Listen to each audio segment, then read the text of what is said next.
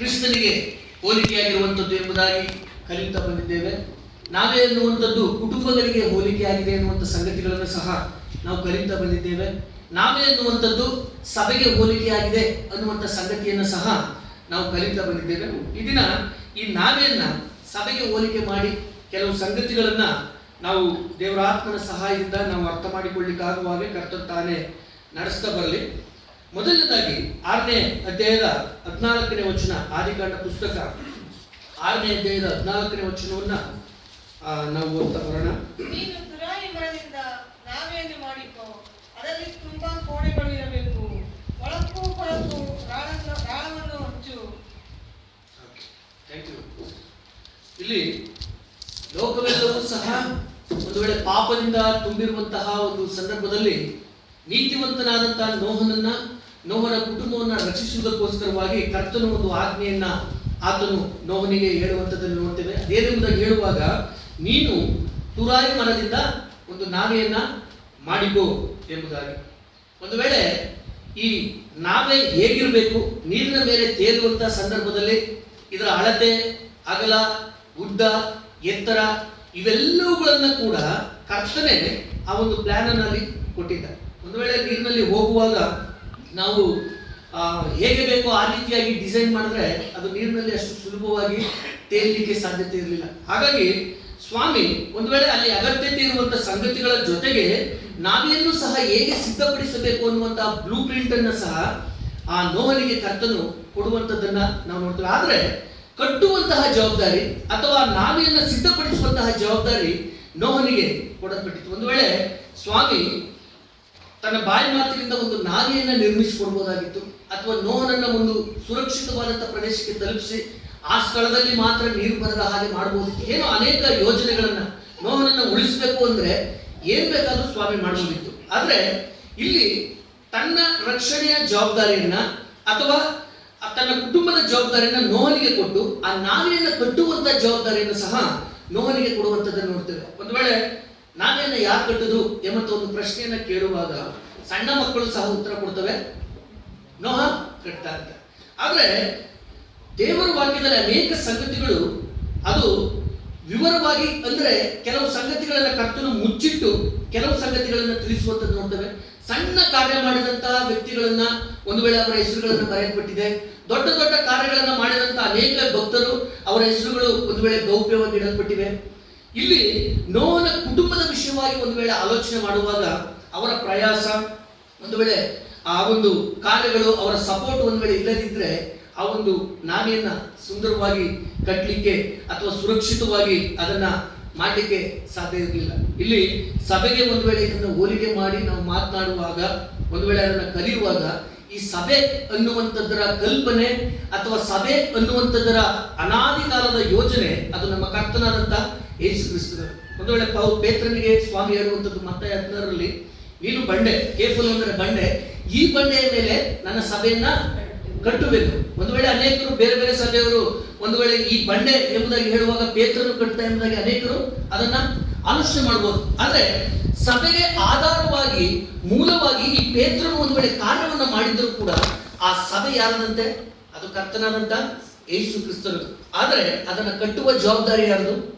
ದೇವರ ಆತ್ಮನ ಸಹಾಯದಿಂದ ಅದನ್ನ ಕಟ್ಟುವಂತವರು ನಾವೇ. ಅದರಿಂದಲೇ ಪತ್ರಿಕೆಗಳಲ್ಲಿ ನಾವು ನೋಡ್ತೇವೆ, ನೀವು ಜೀವವುಳ್ಳ ಕಲ್ಲುಗಳಾಗಿದ್ದೀರಿ. ಒಂದು ವೇಳೆ ಈ ಕಲ್ಲುಗಳಿಗೆ ಜೀವ ಇಲ್ಲದಿದ್ರೆ, ಒಂದು ಆಲೋಚನೆ ಮಾಡ್ರಿ, ನಾನು ಬಿಲ್ಡಿಂಗ್ ಅನ್ನ ಕಟ್ಟಿಸುವಾಗ ಇಟ್ಟಿಗೆ ಅದಕ್ಕೆ ಯಾವುದೇ ಜೀವ ಇಲ್ಲ. ಒಬ್ಬ ಮೇಸ್ತ್ರಿ ಅದನ್ನ ಸಿಮೆಂಟು ಗಾರೆ ಎಲ್ಲ ಹಾಕಿ ಇಟ್ಟಿಗೆಯನ್ನು ಒಂದ್ರ ಮೇಲೆ ಒಂದು ಕೂಡಿಸುವಾಗ ಅದು ಏನಾಗ್ತದಂತೆ? ಬೆಳೆಯುತ್ತಾ ಹೋಗ್ತದೆ. ಆದ್ರೆ ನಾವು ಆಲೋಚನೆ ಮಾಡ್ತೇನೆ, ಈ ಇಟ್ಟಿಗೆಗೆ ಜೀವ ಇದ್ದಿದ್ರೆ ಮೇಸನ್ಗಳು ಯಾರು ಸಹ ಅಗತ್ಯತೆ ಇರಲಿಲ್ಲ. ಅದಷ್ಟಕ್ಕೆ ಅದನ್ನೇ ಅದು ಕಟ್ಟಲ್ಪಡ್ತಾ ಹೋಗ್ತಾ ಇದೆ. ಅದೇ ರೀತಿಯಾಗಿ ಜೀವವುಳ್ಳಂತಹ ಕಲ್ಲುಗಳಾದಂತ ನಾವೇನಾಗ್ತೇವೆ, ನಾನು ಅಸ್ಥಿವಾರವಾಗಿ ಇಡಲ್ಪಟ್ಟಿದ್ರೆ ಅದರ ಮೇಲೆ ಇನ್ನೊಂದು ಕಲ್ಲು, ಇದನ್ನು ಕೂಡಿಸ್ತಾ ಹೋಗುವಂತಹ ಜವಾಬ್ದಾರಿ ಈ ಜೀವವುಳ್ಳ ಕಲ್ಲುಗಳಾದಂತ ನಮ್ಮ ಮೇಲೆ ಕರ್ತನು ಅದನ್ನು ಕೊಟ್ಟಿರುವಂತವನಾಗಿದ್ದಾನೆ.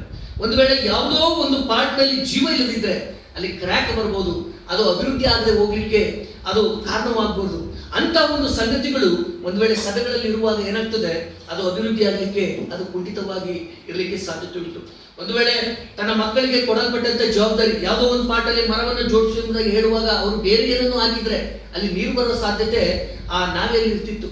ಆದ್ರೆ ಎಲ್ಲವೂ ಸಹ ದೇವರಿಂದ ಏನನ್ನ ನೋಹ ಪಡೆದುಕೊಂಡಿದ್ನೋ ಆ ಸಂಗತಿಗಳನ್ನೇ ತನ್ನ ಮಕ್ಕಳಿಗೆ ನಿರ್ದೇಶಿಸಿ ಉಪದೇಶಿಸಿ ಆ ರೀತಿಯಾಗಿ ದೇವರ ಯೋಜನೆಗನುಗುಣವಾಗಿ ಸುರಕ್ಷಿತವಾಗಿ ಸಭೆ ಅಥವಾ ಆ ಒಂದು ನಾಣ್ಯನ ಕಟ್ಟುವಂತಹ ಜವಾಬ್ದಾರಿಯನ್ನ ನೋಹನಲ್ಲಿ ಮಾಡಿ ನಿರ್ವಹಿಸಿದ್ರಿಂದಲೇ ಆತನು ಜಲಪ್ರಳಯದಲ್ಲಿ ಆತನು ಉಳಿಸಲ್ಪಟ್ಟನು ಎಂಬುದಾಗಿ ದೇವರ ವಾಕ್ಯ ಸ್ಪಷ್ಟವಾಗಿ ಅದು ತಿಳಿಸಲ್ಪಡುವಂಥದ್ದು ಅದಾಗಿರ್ತದೆ. ಹಾಗಾಗಿ ಪ್ರಿಯ ಸಹೋದರ ಸಹೋದರರೇ, ಒಂದು ವೇಳೆ ಈ ನಾವೇ ಎಂಬಂತಹ ಅಥವಾ ಸಭೆ ಎಂಬಂತಹ ನಾವೇ ವಿಷಯವಾಗಿ ನಾವು ಆಲೋಚನೆ ಮಾಡುವಾಗ ನಾವು ಅನೇಕ ಬಾರಿ ಈ ರೀತಿಯಾಗಿ ಯೋಚನೆ ಮಾಡ್ತೇವೆ.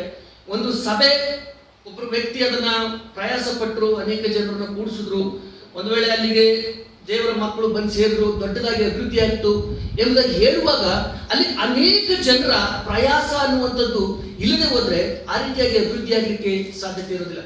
ಯಾರೋ ಒಬ್ರು ಮಾಡ್ತಾರೆ ಅಥವಾ ಯಾರ್ದೋ ಜವಾಬ್ದಾರಿ ಎಂಬುದಾಗಿ ಒಂದು ವೇಳೆ ನಾವು ಆಲೋಚನೆ ಮಾಡೋದಾದ್ರೆ ಆ ಸಭೆ ಖಂಡಿತವಾಗಿಯೂ ಅಭಿವೃದ್ಧಿ ಆಗಲಿಕ್ಕೆ ಸಾಧ್ಯತೆ ಇರಲಿಲ್ಲ. ಒಂದು ವೇಳೆ ನಾವು ಕೂಲಂಕುಷವಾಗಿ ಅರ್ಥ ಮಾಡಿಕೊಳ್ಳುವಾಗ ಕರ್ತನು ಯಾರನ್ನೂ ಸಹ ಸುಮ್ಮನೆ ಆತನು ಕರೆಯುವಂತಹ ಕರ್ತನಲ್ಲ. ಪ್ರತಿಯೊಬ್ಬರಿಗೂ ಸಹ ಒಂದೊಂದು ಜವಾಬ್ದಾರಿಗಳನ್ನ ಆತನು ಕೊಟ್ಟು ಒಂದೊಂದು ವರಗಳನ್ನ ಅವರಲ್ಲಿ ಇಟ್ಟು ಸಭೆಯ ಅಭಿವೃದ್ಧಿಗೋಸ್ಕರವಾಗಿ ಅದು ಬಳಕೆಯಾಗಲಿಕ್ಕೋಸ್ಕರವಾಗಿ ನಮ್ಮನ್ನ ಅಲ್ಲಿ ಇಟ್ಟಿರುವಂತವನು ಆತನಾಗಿದ್ದಾನೆ.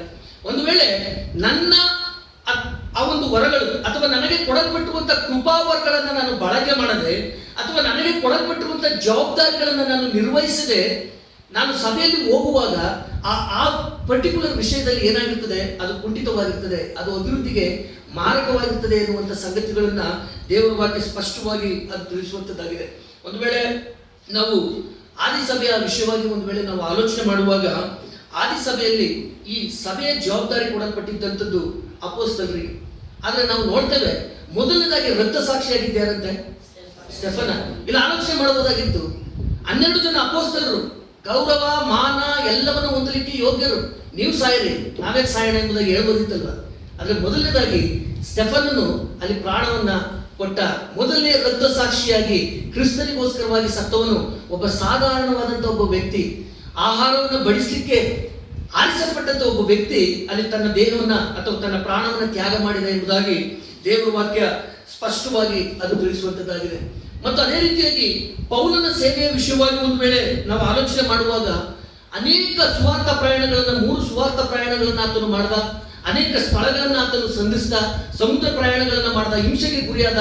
ಇವೆಲ್ಲವುಗಳನ್ನ ನಾವು ಅಪೊಸ್ತಲ ಕೃತ್ಯಗಳು, ಕೊರಿಂಥ ಪತ್ರಿಕೆ ಇಲ್ಲೆಲ್ಲವುಗಳಲ್ಲೂ ಕೂಡ ನಾವು ಅದನ್ನ ಆಲೋಚನೆ ಮಾಡ್ತೇವೆ, ನೋಡ್ತೇವೆ. ಆದ್ರೆ ಆತನ ಜೊತೆಗೆ ಎಷ್ಟು ಜನರು ಇದ್ರು, ಎಷ್ಟು ಪ್ರಯಾಸ ಪಟ್ಟರು ಎಂಬುದಾಗಿ ದೇವರ ವಾಕ್ಯದಲ್ಲಿ ನಾವು ನೋಡುವಾಗ ಅಪೊಸ್ತಲ ಕೃತ್ಯಗಳಲ್ಲಿ ನಾವು ನೋಡ್ತೇವೆ. ಅಕ್ವಿಲ, ಪ್ರಿಸ್ಕಿಲ, ತಿಮೋಥೆ, ಸೀಲ, ಬಾರ್ನಬ, ಗಾಯ, ದೇಮ, ತ್ರೋಫಿಮ, ಹೀಗೆ ತುಕಿಕ, ಅರಿಸ್ತಾರ್ಕ, ಹೀಗೆ ಅನೇಕ ಜನರ ಒಂದು ಲಿಸ್ಟ್ ನಮಗೆ ಸಿಗ್ತದೆ. ಇವರೆಲ್ಲರ ಪ್ರಯಾಸದಿಂದ ನಾವು ನೋಡುವಾಗ ಗಲಾತ್ಯ ಸೀಮೆಯಲ್ಲಿರ್ಬೋದು, ಆಸ್ಯ ಸೀಮೆಯ ಎಲ್ಲ ಕಡೆಗಳಲ್ಲಿರ್ಬೋದು, ರೋಮಾಪುರದವರೆಗೆ ಅನೇಕ ಸಭೆಗಳು ಅವು ಸ್ಥಾಪಿಸಲ್ಪಟ್ಟವು ಎಂಬುದಾಗಿ ದೇವರ ವಾಕ್ಯ ಸ್ಪಷ್ಟವಾಗಿ ನಾವು ನೋಡ್ತೇವೆ. ಅನೇಕ ಜನರ ಒಂದು ಪ್ರಯಾಸ ನಾವು ಅಪೊಸ್ತಲ ಕೃತ್ಯಗಳು 16ನೇ ನೋಡ್ತೇವೆ. ಇದರ ನಿಮಿತ್ತವಾಗಿ ಸಭೆ ಏನಾಯ್ತಂತೆ ವಿಸ್ತಾರವಾಗುತ್ತಾ ಬಂತು ಎಂಬುದಾಗಿ ದೇವರ ವಾಕ್ಯ ಸ್ಪಷ್ಟವಾಗಿ ತಿಳಿಸುವಂತದ್ದಾಗಿದೆ. ಹಾಗಾದ್ರೆ ಈ ಒಟ್ಟಾರೆ ವೇಳೆಯಲ್ಲಿ ಈ ಸಭೆ ಎಂಬ ನಾವೆಯನ್ನು ಕಟ್ಟಲಿಕ್ಕೆ ಎಷ್ಟರ ಮಟ್ಟಿಗೆ ನಾವು ಭಾರವುಳ್ಳದ್ದಾಗಿದ್ದೇವೆ. ನನ್ನ ಒಂದು ಹಿಂದಿನ ಜೀವಿತದ ವಿಷಯವಾಗಿ ಆಲೋಚನೆ ಮಾಡುವಾಗ ಸಭೆ ಎಂಬುದಾಗಿ ಹೇಳುವಾಗ ಭಾನುವಾರ ಒಂದು ವೇಳೆ ಸಾಂಪ್ರದಾಯಿಕವಾಗಿ ಕರ್ತನನ್ನ ಆರಾಧನೆ ಮಾಡ್ಲಿಕ್ಕೆ ಅಂದ್ರೆ ನಾನು ಚರ್ಚ್ ಹೋಗಂದ್ರೆ ಏನಾದ್ರು ತಿಳ್ಕೊಂತಾರ ಅನ್ನುವಂತ ರೀತಿಯಲ್ಲಿ ಅನೇಕ ವರ್ಷಗಳು ಸಭೆಗೆ ನಾನು ಹೋಗ್ತಾ ಇದ್ದೆ. ಒಂದು ವೇಳೆ ಈ ರೊಟ್ಟಿ ಪಾತ್ರ ಮಿಸ್ ಆಗೋಗ್ತದೆ ಅನ್ನುವುದಕ್ಕೋಸ್ಕರವಾಗಿ ಬಂದಿದ್ದು ಸಹ ಉಂಟು. ಅದು ಇದಲ್ಲ, ಏನೇ ಹೇಳ್ತಾರಲ್ಲ, ಅದು ದೇವಸ್ಥಾನಗಳಲ್ಲಿ ಕೊಡುವಂತಹ ಪ್ರಸಾದ ಏನಲ್ಲ, ಅದು ಆಯ್ತಲ್ಲ. ಅದರ ಹಿನ್ನೆಲೆ ಏನು ಅನ್ನುವಂಥದ್ದನ್ನು ನಾನು ಅರ್ಥ ಮಾಡ್ಕೊಂಡು ಕರ್ತನ ತ್ಯಾಗ ಅಥವಾ ಒಂದು ವಾರದಲ್ಲಿ 2 ಗಂಟೆಗಳು ನಾನು ಕರ್ತನ ಸನ್ನಿಧಿಯಲ್ಲಿ ಕಳೆಯಲಿಕ್ಕೆ ನನಗೆ ಅಸಾಧ್ಯ ಅಂತ ಹೇಳುವಾಗ 33 ವರ್ಷಗಳ ಕಾಲ ಪಾಪಮಯವಾದಂಥ ಈ ಲೋಕದಲ್ಲಿ ನಮ್ಮ ಕರ್ತನು ಬರಲಿಕ್ಕೆ ಹೇಗೆ ಮನಸ್ಸು ಮಾಡಲಿಕ್ಕೆ ಸಾಧ್ಯ ಅಲ್ವಾ? ಈ ಮನಸ್ಥಿತಿಗೆ ಹಾದು ಹೋಗುವಾಗ ನನ್ನ ಜವಾಬ್ದಾರಿ ಏನು ಅನ್ನುವಂಥದ್ದು ನಮಗೆ ಬರ್ತದೆ. ನಾವು ಸಭೆಯಲ್ಲಿ ಏನಾಗಿದ್ದೇವೆ, ಯಾವ ಅಂಗವೂ ಕೂಡ ನಮ್ಮ ದೇಹದಲ್ಲಿ ವ್ಯರ್ಥವಾಗಿ ಇಡಲ್ಪಟ್ಟಿಲ್ಲ. ಒಂದು ವೇಳೆ ಇದು ಕೂದಲು ಎಂಬುದಾಗಿ ಹೇಳುವಾಗ ಅನೇಕ ಬಾರಿ ಉದುರು ಹೋಗ್ತದೆ, ಇದೇನು ವೇಸ್ಟ್, ಇದು ನನ್ನ ಯಾವುದೋ ಮೇನ್ ಆರ್ಗನ್ ಏನಲ್ಲ ಅದು. ಆದ್ರೆ ಕೂದಲಿಗೆ ಹೋದ್ರೆ ಸೌಂದರ್ಯ ಇರ್ತದೆ ನೋಡ್ರಿ. ಹೃದಯ ಅಥವಾ ಬ್ರೈನ್ ಅನ್ನುವಂಥದ್ದು ಇಂಪಾರ್ಟೆಂಟೇ ಆದ್ರೂ ಕೂಡ ಅವೆಲ್ಲ ಕಾರ್ಯ ಅದರದೇ ಆದಂಥ ಕಾರ್ಯಗಳನ್ನ ಮಾಡ್ತಾ ಇರ್ತವೆ. ಆದ್ರೆ ಕೂದಲೇ ಇಲ್ಲ ಅಂತಂದ್ರೆ ಆ ಸೌಂದರ್ಯ ಅನ್ನುವಂಥದ್ದು ಕಾಣಿಸೋದಿಲ್ಲ ಅಲ್ವಾ?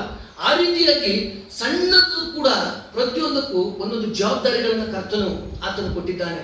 ನನ್ನ ಜವಾಬ್ದಾರಿ ಸಭೆಯಲ್ಲಿ ಏನಾಗಿದೆ, ನಾನೊಂದು ಆಫೀಸಲ್ಲಿ ನಾನು ವರ್ಕ್ ಮಾಡ್ತಾ ಇರ್ತೇನೆ ಅಥವಾ ನಾನು ಒಂದು ಸ್ಥಳದಲ್ಲಿ ಇರ್ತೇನೆ, ನನ್ನ ಜವಾಬ್ದಾರಿಗಳನ್ನು ನಾನು ಚೆನ್ನಾಗಿ ತಿಳ್ಕೊಂಡಿರ್ತೇನೆ. ನಾನು ಏನ್ ಮಾಡಬೇಕು, ಯಾತಕ್ಕೋಸ್ಕರವಾಗಿ ಇಟ್ಟಿದ್ದೀರಿ, ಸರ್ಕಾರ ಇಟ್ಟಿದೆ, ನನಗೆ ಯಾಕೆ ಸಂಬಳ ಕೊಡ್ತಾ ಇದೆ, ನಾನು ಏನ್ ಮಾಡ್ತಾ ಇದ್ದೇನೆ ಈ ಆಫೀಸಲ್ಲಿ, ಎಲ್ಲವೂ ನನಗೆ ಗೊತ್ತು. ಆ ವಿವೇಚನೆಯನ್ನು ಇಟ್ಕೊಂಡು ನಾನು ಕೆಲಸ ಮಾಡ್ತೇನೆ. ಇಲ್ಲಾಂದ್ರೆ ಆ ಒಂದು ಕಂಪನಿಯಲ್ಲಿ ಯಾವುದೇ ರೀತಿಯಾದಂಥ ಸ್ಥಾನಮಾನಗಳು ನನಗೆ ಅಥವಾ ಒಳ್ಳೆಯ ಸಂಬಳ ಪ್ರಮೋಷನ್ಗಳು ನನಗೆ ಸಿಗೋದಿಲ್ಲ.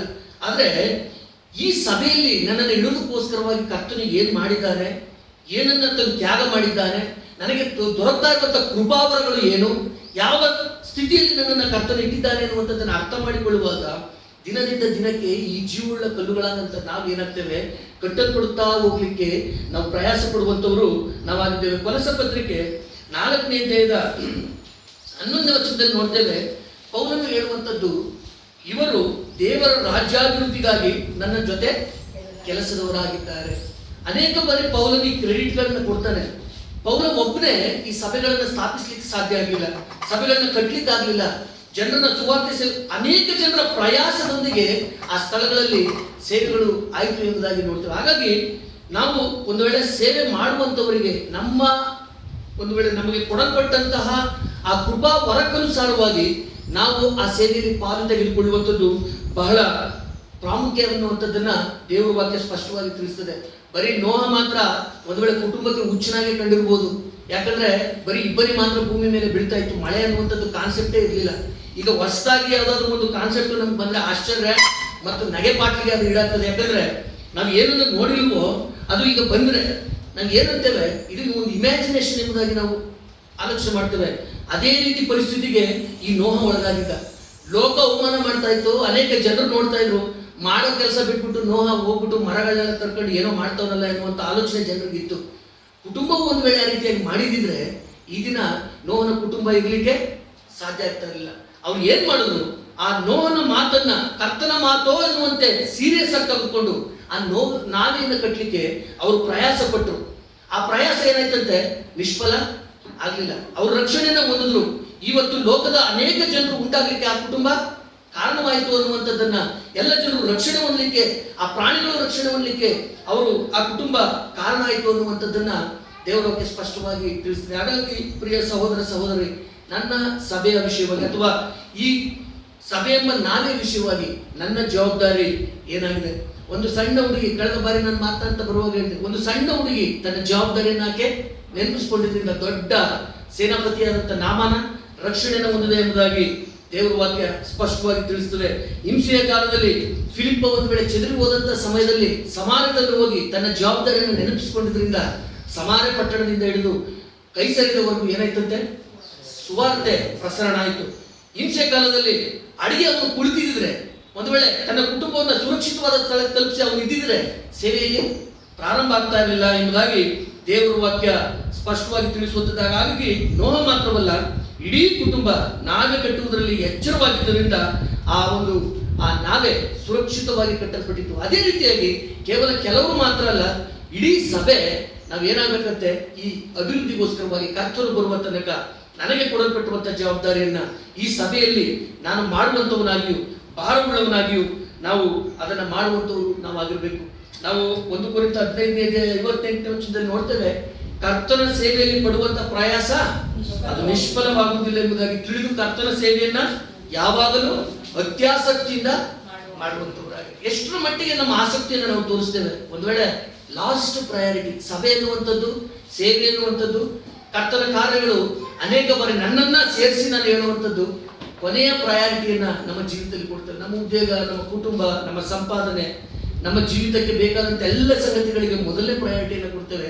ಅದರ ಸಭೆ, ಕರ್ತನ ರಾಜ್ಯ, ಇದನ್ನ ಕೊನೆ ನಮ್ಮಲ್ಲಿ ಮಿಕ್ಕಿದ್ದಂಥದ್ದನ್ನ ಅಥವಾ ನಮಗೆ ಉಳಿದಂತ ಸಮಯಗಳಲ್ಲಿ ನಾವು ಕರ್ತನ ಬಗ್ಗೆ ಚಿಂತಿಸುವಂತವರು, ಭಾನುವಾರ ಮಾತ್ರ ನಾವು ಕರ್ತನ ಬಗ್ಗೆ ಚಿಂತಿಸುವಂತವರು. ಹಾಗಾಗಿ ಮೊದಲನೇದಾಗಿ ಕರ್ತನು ನಮಗೆ ತಿಳಿಸಿಕೊಡುವಂತಹ ಅಮೂಲ್ಯವಾದಂತಹ ಒಂದು ಸಂಗತಿ, ನೀನು ತುರಾಯಿ ಮರದಿಂದ ಈ ನಾವೇನ ಮಾಡಿಕೊ. It's your responsibility. I give the plan. ನಾನು ನಿಮಗೆ ಯೋಜನೆಯನ್ನು ಕೊಡ್ತೇನೆ. ಸಭೆ ಹೇಗಿರ್ಬೇಕು, ಸಭೆ ಈ ರೀತಿಯಾಗಿರ್ಬೇಕು, ಹೀಗೆ ಸೌಂದರ್ಯವಾಗಿ ಕಾಣಬೇಕು, ಹೀಗೆ ಸುರಕ್ಷಿತವಾಗಿರ್ಬೇಕು. ಅದನ್ನು ಕಟ್ಟುವಂಥವರು ಅಂದ್ರೆ ಕರ್ತನೊಂದಿಗೆ ಕಟ್ಟುವಂಥವರು. ಅದೊಳ್ಳೆ ನಾವು ಬಿಲ್ಡ್ ಮಾಡ್ಲಿಕ್ಕೆ ಸಾಧ್ಯ ಇಲ್ಲ. ಕರ್ತನೊಂದಿಗೆ ನಾವು ಈ ಸಭೆಯನ್ನ ಬೆಳೆಸ್ತಾ ಅಭಿವೃದ್ಧಿ ಮಾಡುತ್ತಾ ನಾವು ಹೋಗುವಂತವರಾಗಬೇಕು. ಆದಿಸಭೆಯಲ್ಲಿ ಅದನ್ನು ವಿಸ್ತಾರವಾಗಿ ಕಲಿಯುವುದಾದ್ರೆ ಅನೇಕ ಕಾರಣಗಳು ಉಂಟು. ಆದಿಸಭೆಯಲ್ಲಿ ಸಭೆ ಅಭಿವೃದ್ಧಿ ಆಗಿ ಹೋಗ್ಲಿಕ್ಕೆ ಅನೇಕ ಕಾರಣಗಳಿತ್ತು. ಅದನ್ನ ಇನ್ನೊಂದು ಒಂದ್ ವೇಳೆ ಒಂದು ಫುಲ್ ಸಂದೇಶ ಆಗ್ತದೆ. ಅದನ್ನು ಕಲಿಯುವಾಗ ಅವರಲ್ಲಿ ಇದ್ದಂತ ಗುಣಲಕ್ಷಣಗಳೇನು, ಅವರು ಪ್ರತಿದಿನ ಮನೆಯಲ್ಲಿ ಅವರೇ ಕೂಡಿ ಬರ್ತಾ ಇದ್ರು, ಉಲ್ಲಾಸದಿಂದ ರೊಟ್ಟಿ ಮುಗಿತಾ ಇದ್ರು, ಅವರಲ್ಲಿ ಅನ್ಯೋನ್ಯತೆ ಅನ್ನುವಂಥದ್ದಿತ್ತು, ಅವರಲ್ಲಿ ಪ್ರೀತಿ ಅನ್ನುವಂಥದ್ದಿತ್ತು, ಅವರಲ್ಲಿ ತ್ಯಾಗ ಅನ್ನುವಂಥದ್ದಿತ್ತು. ಅದೆಲ್ಲವುಗಳ ನಡುವೆ ಕರ್ತನ ಬರೋಣ ಈಗಲೇ ಸಂಭವಿಸುತ್ತದೆ ಅನ್ನುವಂಥ ಮನಸ್ಥಿತಿ ಅವರಲ್ಲಿ ಇತ್ತು. ಒಂದು ವೇಳೆ ನಮ್ಮ ಜೀವಿತಗಳನ್ನು ನಾವು ಆಲೋಚನೆ ಮಾಡುವಾಗ ಅಂತ್ಯದ ದಿನಗಳಲ್ಲಿ ಎಲ್ಲ ಸಂಗತಿಗಳು ಸಂಭವಿಸ್ತಾ ಇದೆ, ಪ್ರವಾದನೆಗಳು ನೆರವೇರುತ್ತಾ ಇದೆ. ಲೋಕವನ್ನು ನೋಡುವಾಗ ನೋಹನ ಕಾಲಘಟ್ಟ ಹೇಗಿತ್ತು ಅದೇ ರೀತಿಯಾಗಿ ಇದೆ. ಮನೆ ಕಟ್ಟುವವರು ಕಟ್ಟುವಂಥದ್ದು, ಮದುವೆ ಆಗುವಂಥವ್ರು ಆಗುವಂಥದ್ದು, ಪಾಪದಲ್ಲಿರುವಂಥವ್ರು ಇರುವಂಥದ್ದು, ಇದೇ ಸ್ಥಿತಿಗತಿಗಳಲ್ಲಿ ಈ ಲೋಕ ಅದು ಸಾಗ್ತಾ ಇದೆ. ಅದರ ಸಭೆ ಅದರ ಜವಾಬ್ದಾರಿ ಏನು? ಅಂತ್ಯದ ದಿನಗಳನ್ನು ನೋಡುವಾಗ ಆದಿಸಭೆ ಹಾಗೆ ಕರ್ತನ ಪ್ರತ್ಯಕ್ಷತೆ ನಾಳೆ ಆಗ್ತದೆ. ಅದನ್ನು 4ನೇ ಅಧ್ಯಾಯ 32ನೇ ವಚನದಲ್ಲಿ ನೋಡ್ತೇವೆ. ನಂಬಿದ ಮಂಡಳಿಯವರ ಹೃದಯವು ಪ್ರಾಣವು ಒಂದೇ ಆಗಿತ್ತು. ಅವರು ಎಲ್ಲವನ್ನ ಉದುವಾಗಿ ಉಪಯೋಗಿಸ್ತಾ ಇದ್ರು. ಅಷ್ಟರ ಮಟ್ಟಿಗೆ ನಮ್ಮದು ಅಂತ ಏನಿಲ್ಲ, ಕರ್ತನ್ ಬಂದ್ಬಿಟ್ರೆ ಏನ್ ಮಾಡೋದು, ಇದನ್ನ ಉಳಿಸ್ಕೊಂಡು ಏನ್ ಮಾಡೋದು ಅನ್ನುವಂಥ ಮನಸ್ಥಿತಿಗೆ ಅವ್ರು ದಾಟಿ ಹೋಗಿದ್ರಿಂದ ಏನಾಯ್ತಂತೆ, ಯೆರೂಸಲೇಮಿನಿಂದ ಹಿಡಿದು ರೋಮಾಪುರದವರೆಗೆ ಸಭೆಗಳು ಅದು ಬೆಳೆಸಲ್ಪಡ್ತಾ ಓದು ಎಂಬುದಾಗಿ ದೇವರ ವಾಕ್ಯ ಸ್ಪಷ್ಟವಾಗಿ ತಿಳಿಸಿದೆ. ಹಾಗಾಗಿ ನನ್ನ ಜವಾಬ್ದಾರಿ ಏನು, ನನ್ನನ್ನು ಕರ್ತನು ಯಾತಕ್ಕೋಸ್ಕರವಾಗಿ ಇಟ್ಟಿದ್ದಾನೆ ಎನ್ನುವಂತ ಆಲೋಚನೆಯೊಡನೆ ಈ ನಾವೇನ ಕಟ್ಟಲಿಕ್ಕೆ ನಾವು ಪ್ರಯಾಸ ಪಡಬೇಕು. ಜೊತೆಗೆ ಒಂದು ಸಂಗತಿಯನ್ನು ನಾವು ಮನಸ್ಸಲ್ಲಿ ಇಟ್ಕೊಡ್ಬೇಕು, ಆ ಪ್ರಯಾಸ ನಿಷ್ಫಲ ಆಗೋದಿಲ್ಲ. ಅದಕ್ಕೆ ತಕ್ಕ ಪ್ರತಿಫಲ ಏನಂತೆ ಕರ್ತನು ಕೊಡುವಂತವನಾಗಿದ್ದಾನೆ ಎನ್ನುವಂತ ಆಲೋಚನೆಯೊಂದಿಗೆ ನಾವು ಮುಂದೆ ಹೋಗುವಂತವರಾಗಿರ್ಬೇಕು. ಎರಡನೇದಾಗಿ 7ನೇ ಅಧ್ಯಾಯ 17 ಮತ್ತು 18ನೇ ವಚನ ದಯಮಾಡಿ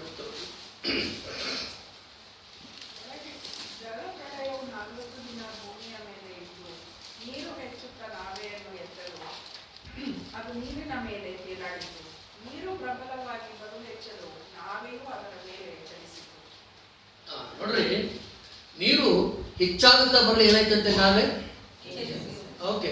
ಈಗ ಅನೇಕ ಜನರ ಬಳಿಯಲ್ಲಿ ಕಾರು ಇದೆ, ಅಟ್ಲೀಸ್ಟ್ ಸ್ಕೂಟರ್ ಅದು ನಮ್ಮ ಹತ್ರ ಇದೆ. ಅದಾಗಿದ್ದಾರೆ ಚಲಿಸ್ಲಿಕ್ಕೆ ಸಾಧ್ಯನಾ ಅಲ್ವಾ? ಇಲ್ಲಿ ನಾವು ನೋಡ್ತೇವೆ ನಾವೇ ಚಲಿಸ್ತು. ಅಫ್ಕೋರ್ಸ್ ನೀರಿನ ಮೇಲೆ ನಾವೇ ಚಲಿಸುತ್ತೆ, ಆದ್ರೆ ಈ ನೀರು ಇನ್ನೂ ಸಹ ಎತ್ತರಕ್ಕೆ ಬಂದಿಲ್ಲ. ಎಲ್ಲೋ ಒಂದ್ ಕಡೆ ಹೋಗಿ ಸಿಕ್ಕಾಕೊಳ್ಬಹುದು, ಏನೋ ಆಗ್ಬೋದು, ಅಪಾಯಗಳು ಅಥವಾ ಡಿಕ್ಕಿ ಹೊಡಿಬಹುದು ಅಲ್ವಾ? ಈ ನಾವೆಗೆ ಚುಕ್ಕಾಣಿ ಇರಲಿಲ್ಲ ಅನ್ನುವಂಥದ್ದನ್ನ ನಾವು ಸ್ಪಷ್ಟವಾಗಿ ತಿಳ್ಕೊಳ್ಬಹುದು.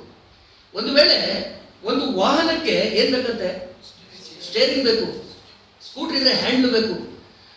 ಪ್ರತಿಯೊಂದಕ್ಕೂ ಕೂಡ ಅದರದೇ ಆದಂತಹ ಚುಕ್ಕಾಣಿಗಳು ಆ ವಾಹನಕ್ಕೆ ಇರ್ತವೆ. ಆದ್ರೆ ಈ ನೋಹ ಕಟ್ಟಿದಂತ ಅಥವಾ ದೇವರು ಹೇಳಿದಂತ ವಾಹನಕ್ಕೆ ಏನಿರ್ಲಿಲ್ವಂತೆ, ಚುಕ್ಕಾಣಿ ಇರಲಿಲ್ಲ. ಇದನ್ನ ಕರ್ತನೆ ಏನ್ ಮಾಡುತ್ತಂತೆ, ನಡೆಸ್ತಾ. ಅದು ಚಲಿಸ್ಲಿಕ್ಕೆ ಕಾರಣ ಯಾರಂತೆ? ಅನೇಕ ಬಾರಿ ನಮ್ಮ ಮನಸ್ಸಿನಲ್ಲಿ ಒಂದ್ ವೇಳೆ ಆಲೋಚನೆ ಬರ್ಬೋದು, ನಾವು ಇದನ್ನ ನನ್ನಿಂದಲೇ ಆಯ್ತು ಎಂಬುದಾಗಿ ನನ್ನ ಆಲೋಚನೆ ಬರ್ಬೋದು. ಖಂಡಿತವಾಗಿಯೂ ಕೂಡ ಕರ್ತನು ಅದನ್ನು ನಡೆಸಲಿಕ್ಕೆ ಆತನು ಶಕ್ತನಾಗಿದ್ದಾನೆ. ಆತನ ಸಭೆ, ಆತನ ನಾವು ಅಪೊಸ್ತಲ ಕೃತ್ಯಗಳು 20ನೇ ಅಧ್ಯಾಯದಲ್ಲಿ ನೋಡ್ತೇವೆ, ತನ್ನ ಸ್ವರಕ್ತ ಚೆಲ್ಲಿ ಸಂಪಾದಿಸಿಕೊಂಡಂತ ಸಭೆ. ಆತನೇ ಅದರ ಬಗ್ಗೆ ಕಾಳಜಿ ವಹಿಸುವಂತವನು, ಆತನೇ ಅದನ್ನ ನಡೆಸುವಂತವನು ಆತನು ಆಗಿದ್ದಾನೆ. ನಾವು ಕೊರಿಂಥ ಪತ್ರಿಕೆ 1ನೇ ಅಧ್ಯಾಯದಲ್ಲಿ ನೋಡುವಾಗ ನೀವು ದೇವರ ಹೊಲವು ಕಟ್ಟಡವು ಆಗಿದ್ದೀರಿ. ನಾವು ಪೌಲ ಹೇಳ್ತಾನೆ, ನಾವು ದೇವರ ಜೊತೆ ಕೆಲಸದವರು. ನಾವು ಕೆಲಸದವರೇ ಹೊರತು we are not the owners.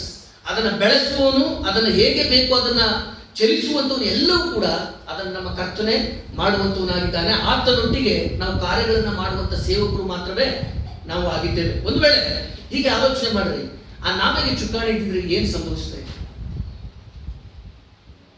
ಒಂದು ವೇಳೆ ನಾವೆಗೆ ಚುಕ್ಕಾಣಿ ಇತ್ತು, ಸ್ಟೇರಿಂಗ್ ಇಳಿಸಿದ್ದ ದೇವರು, ಏನಾಗ್ಬೋದಿತ್ತು?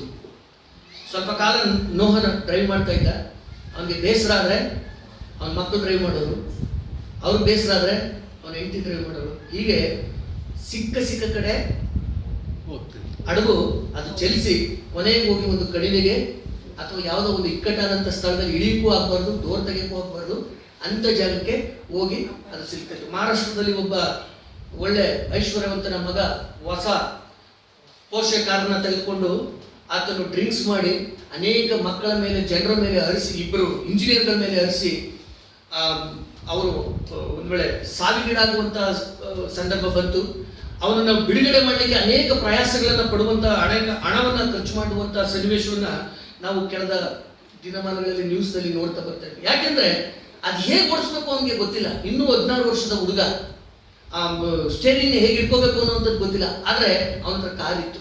ಹಾಗೇನೆ ಈ ನಾವೇನ ಕಟ್ಟಿದಂಥದ್ದು ನೋಹನೆ, ಆದ್ರೆ ಕಟ್ಟಿದ ಮಾತ್ರಕ್ಕೆ ಹೇಗೆ ಹೋಗ್ಬೇಕು ಅನ್ನುವಂಥದ್ದನ್ನು ತಿಳ್ಕೊಂಡಿರ್ಬೇಕು ಅನ್ನೋದಾಗ ಏನಲ್ಲ, ದೇವರೇ ಅದನ್ನ ಹೇಗೆ ಚಲಿಸಬೇಕು ಅನ್ನುವಂಥದ್ದನ್ನು ಗೊತ್ತಿದ್ರಿಂದ ಆ ನಾವೆಗೆ ಚುಕ್ಕಾಣಿಯನ್ನ ಆತನು ಇಡಲಿಲ್ಲ. ಹಾಗಾಗಿ ಪ್ರಿಯ ಸಹೋದರ ಸಹೋದರಿ, ನಾವು ಆಲೋಚನೆ ಮಾಡುವಂತ ಒಂದು ಸಂಗತಿ, ಯೋಹನ ಸುವಾರ್ತೆಯಲ್ಲಿ ನಮ್ಮ ಕರ್ತನಾದಂಥ ಯೇಸು ಕ್ರಿಸ್ತನು ತನ್ನ ಶಿಷ್ಯರಿಗೆ ಹೇಳುವಂಥದ್ದು, ನಾನು ಹೋಗಿ ಸತ್ಯದ ಆತ್ಮನನ್ನು ನಿಮಗೆ ಕಳಿಸ್ತೇನೆ, ಸತ್ಯದ ಆತ್ಮನು ಬಂದು ನಿಮ್ಮನ್ನ ಎಲ್ಲಾ ವಿಷಯಗಳಲ್ಲಿ ಸತ್ಯದ ಜಾರಿಯಲ್ಲಿ ನಿಮ್ಮನ್ನ ನಡೆಸ್ತಾನೆ.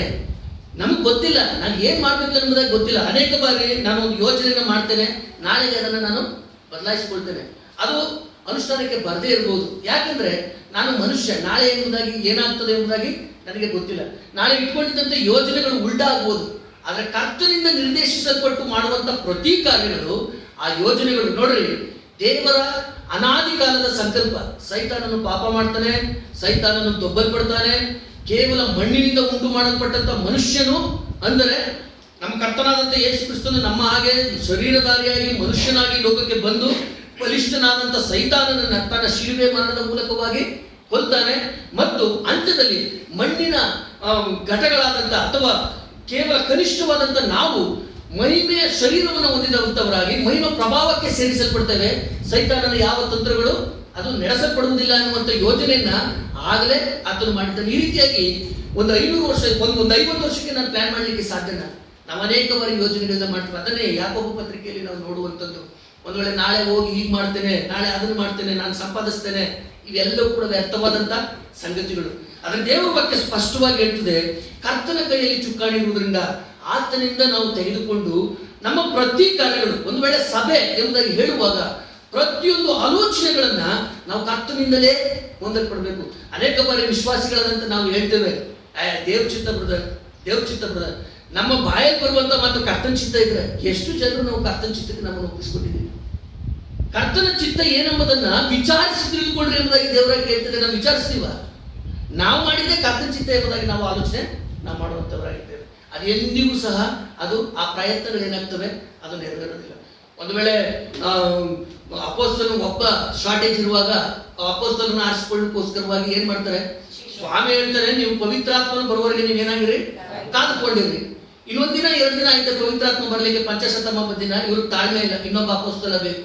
ಏನ್ ಮಾಡಿದ್ರು ಅವರು? ಚೀಟ್ ಹಾಕಿದ್ರು. ಚೀಟ್ ಹಾಕುವಂಥದ್ದು ಹಳೆಯ ಒಡಂಬಡಿಕೆ ಕಾಲದಲ್ಲಿ ಒಂದು ವೇಳೆ ದೇವರಾತ್ಮ ಬರ್ತಾ ಇದ್ದ, ಹೋಗ್ತಾ ಇದ್ದ, ಕೆಲವು ಬಾರಿ ಚೀಟ್ ಹಾಕುವಾಗಲೂ ಅದು ಕಾರ್ಯಗಳು ನಡೆಸಲ್ಪಡ್ತಾ ಇತ್ತು. ಆದ್ರೆ ಹೊಸ ಒಡಂಬಡಿಕೆಯಲ್ಲಿ ಸತ್ಯದ ಆತ್ಮನು ನಿಮಗೆ ಬರ್ತಾನೆ, ಎಲ್ಲ ವಿಷಯಗಳು ನಿಮಗೆ ಜ್ಞಾನ ಕೊಡ್ತಾನೆ ಎಂಬುದಾಗಿ ಹೇಳುವಾಗ ಆ ಸತ್ಯದ ಆತ್ಮನಿಗೋಸ್ಕರವಾಗಿ ಅವ್ರು ಏನ್ ಮಾಡಿದ್ರು, ವೇಟ್ ಮಾಡಲಿಲ್ಲ, ಚೀಟ್ ಹಾಕೋದು, ಮತ್ತಿಯನ್ನ ತೋರಿಸ್ತು. ಅದನ್ನು ಬಿಟ್ರೆ ಮತ್ತಿಯನ ವಿಷಯವಾಗಿ ನಾವೆಲ್ಲೂ ಸಹ ನೋಡಿದ್ರೆ ಆಗತ್ತ. ಮತ್ತಿಯ ಕೆಟ್ಟ ಮನುಷ್ಯ ಎಂಬುದಾಗೆಲ್ಲ ಆತನ ಭಕ್ತನಾದಂತ ಒಬ್ಬ ವ್ಯಕ್ತಿ. ಆದ್ರೆ ದೇವರ ಆಯ್ಕೆ ಅಪೋಸ್ತಲನಾಗಿ ಪೌಲನಾಗಿದ್ದ. ಒಂದು ವೇಳೆ ಬಾರವನಾಗಲಿ ಅಥವಾ ಶೀಲನಾಗಲಿ ಅಥವಾ ಬೇರೆ ಯಾವ ವ್ಯಕ್ತಿನಾಗಲಿ ದೇವರು ಆರಿಸಲಿಲ್ಲ. ಸಭೆಗೆ ಹಿಂಸಕನಾಗಿದ್ದಂಥ ಪೌಲನನ್ನ ಆತನು ಸೂಚಿಸಿದ್ದ. ಅದಕ್ಕೋಸ್ಕರವಾಗಿ ಕಾದಿದ್ರೆ ಒಂದು ವೇಳೆ ಬೇರೆ ಬೇರೆಯಾದಂಥ ಸಂಗತಿಗಳೆಲ್ಲ ಘಟಿಸ್ತಾ ಇರಲಿಲ್ಲ. ಆ ಸೌಲ ಏನ್ ಮಾಡ್ತಾ ಇದ್ದ, ಆ ಸಭೆಯನ್ನು ಹಿಂಸೆ ಮಾಡಿ ಕೊಲ್ಲುವಂತ ಕಾರ್ಯಕ್ಕೆ ಕೈ ಹಾಕ್ತಿರ್ಲಿಲ್ವೇನು, ನಾನು ಹಾಗೆ ನೆನೆಸ್ತೇನೆ.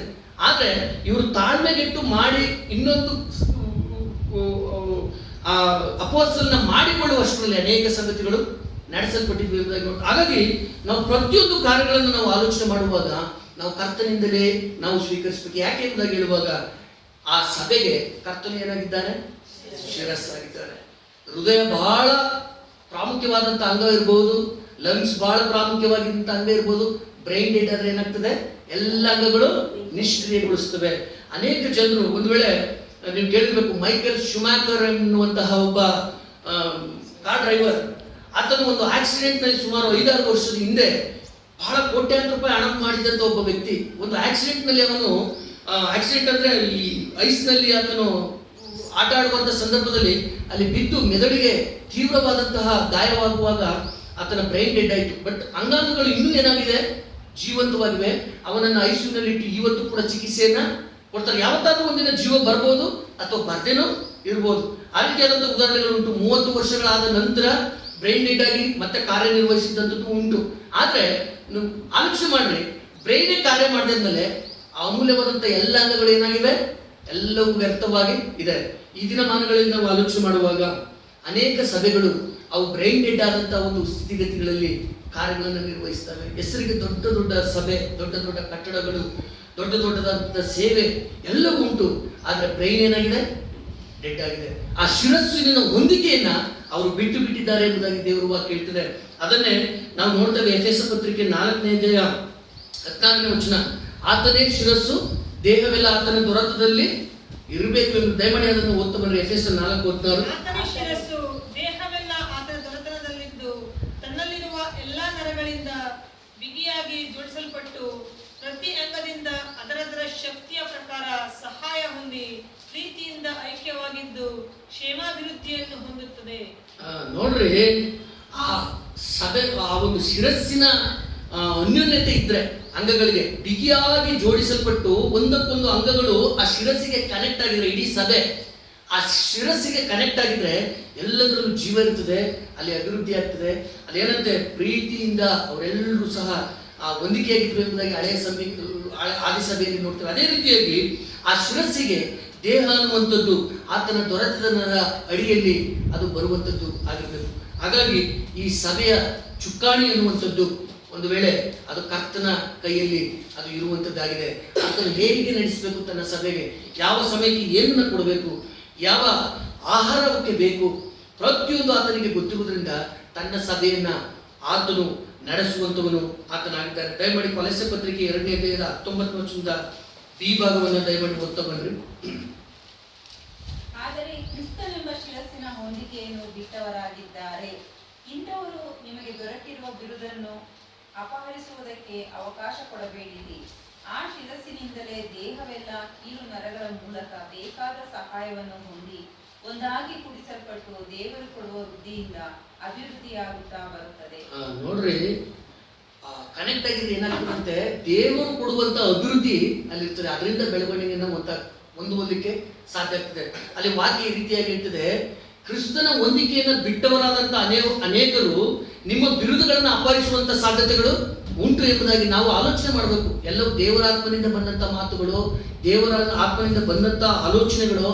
ಇದನ್ನ ನಾವು ಸಭೆಯಲ್ಲಿ ಬಹಳ ವಿಶೇಷವಾದಂಥ ರೀತಿಯಲ್ಲಿ ಅದನ್ನು ಅರ್ಥ ಮಾಡಿಕೊಂಡು ಕರ್ತನಿಂದ ಕನೆಕ್ಟ್ ಆಗಿರುವಂಥ ಸಂದರ್ಭದಲ್ಲಿ ಒಂದು ವೇಳೆ ದೇವರ ಚಿತ್ತ ಎಂಬುದಾಗಿ ನಾವು ಹೇಳ್ತೇವಲ್ಲ, ದೇವರ ಚಿತ್ತ ಯಾವಾಗಲೂ ಸಮಾಧಾನಕರವಾಗಿರ್ತದೆ. ಅದರಲ್ಲಿ ಅಡೆತಡೆಗಳು ಬರುವಂಥದ್ದಲ್ಲ.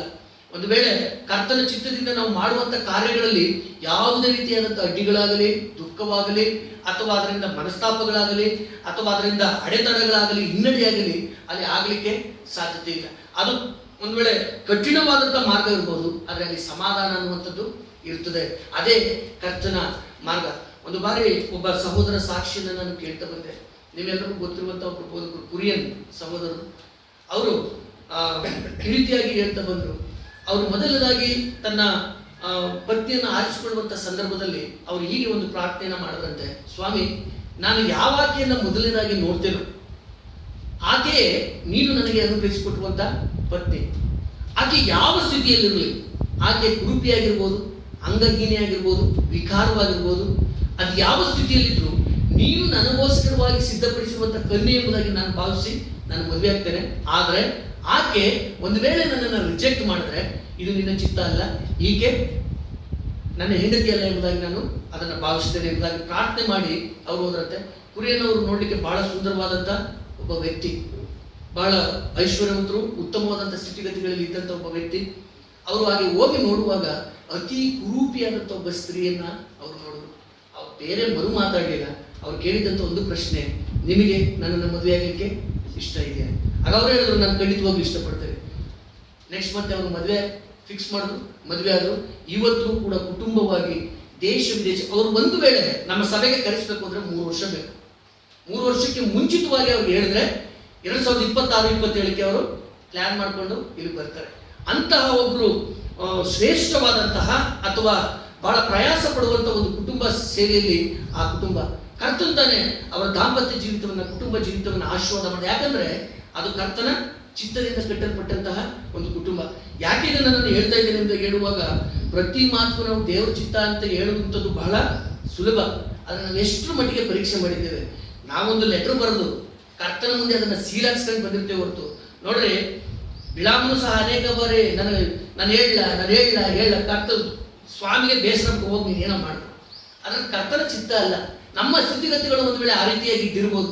ಕರ್ತನಿಗೆ ಇಷ್ಟು ನಾವು ಕೀರ್ತನೆಗಳನ್ನು ನೋಡ್ತೇವೆ. ಅವರು ಅತ್ಯಾಶೆಯಿಂದ ಆಹಾರವನ್ನ ಬೇಡರು, ಕರ್ತನು ಕೊಟ್ಟ. ಅದರಿಂದ ಏನಾಯ್ತಂತೆ ಅವ್ರಿಗೆ? ಅನೇಕ ಜನರು ಕಿಬ್ರೋತ್ ಅಥವಾದಲ್ಲಿ ಏನಾದ್ರು ಸತ್ರು. ಕರ್ತನ ಚಿತ್ತ ಇಲ್ಲ ಅಂತಂದ್ರೆ ಅವ್ರ ಮಾಂಸ ಸಿಕ್ಕತ್ತೆ, ಇಲ್ಲ ಅಂತ ಹೇಳಲ್ಲ. ಆ ಮಾಂಸದಿಂದ ಏನಾಯ್ತು? ಅವ್ರ ಆರೋಗ್ಯ ಸಿಕ್ಕಿಲ್ಲ. ಕರ್ತನ ಉದ್ದೇಶ ಏನಂದ್ರೆ ನೀವು ಮನ್ನ ತಿನ್ಬೇಕು. ಅದು ನನ್ನ ಉದ್ದೇಶ. ಈ ಅರಣ್ಯದಲ್ಲಿ ನಿಮ್ಮ ಕಾಲುಗಳು ಜೋತ್ ಬಿಡಿದಾಗೆ, ನೀವು ಅನಾರೋಗ್ಯಕ್ಕೆ ಒಳಗಾಗದಂಗೆ ನೀವು ಮುಂದೆ ಹೋಗ್ಬೇಕಾದ್ರೆ ನೀವು ಮನ್ನ ತಿನ್ಬೇಕು. ನಾವು ಮಾಂಸ ಕೇಳ್ತೇವೆ.